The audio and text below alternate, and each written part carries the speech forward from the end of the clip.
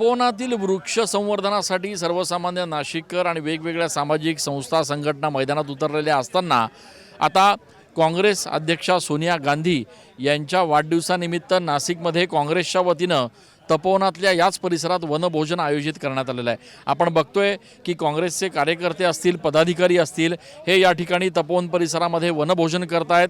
झुणका भाकरीचा हा संपूर्ण बेत जो आहे तो आज या निमित्तानं आयोजित करण्यात आलेला आहे। कुठेतरी फक्त वनभोजन नाही तर त्यानिमित्तानं एक संदेश देखील देण्याचा प्रयत्न केला जातोय की ज्या पद्धतीनं ही संपूर्ण तपोवन परिसरात वनकत्तल होणार आहे त्याला विरोध असल्याचं या निमित्ताने सांगितलं जात आहे। काय नेमकी भावना? हे झाडाची कत्तल नाही व्हायला पाहिजे, हे आमचा उद्देश आहे। या आम्ही म्हणून वनभोजनचं आम्ही जेवण ठेवलेलं आहे। काय सांगाल काका? झाड म्हणजे माणसाचं श्वास आहे आणि श्वासच जर गुदमरत असेल तर तिथं जगून काय उपयोग आहे। म्हणून जो या झाडाला तोडीत असेल त्याने त्याचा पहिला विचार करावा आणि मग झाड तोडावं।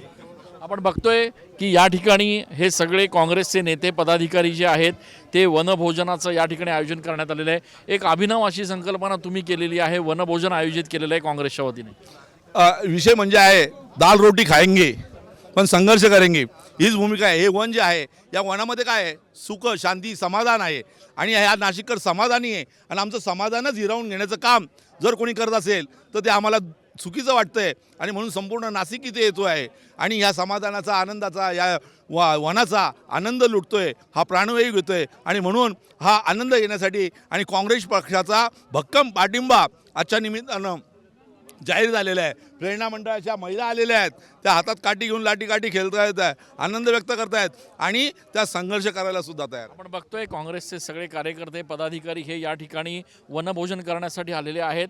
इथे तपोवनामध्ये ज्या परिसरामध्ये वृक्षतोडीचा हा संपूर्ण वाद जो सुरू आहे त्याच ठिकाणी काँग्रेसच्या कार्यकर्त्यांकडून आणि पदाधिकाऱ्यांकडून वनभोजन करत एक अभिनव संदेश देण्याचा प्रयत्न होतोय।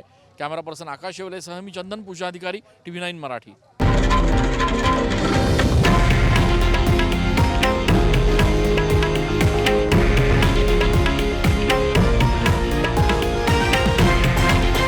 हे आहे देशातील नंबर 1 न्यूज नेटवर्क आणि आपण पाहत आहात TV9 मराठी, एकमेव।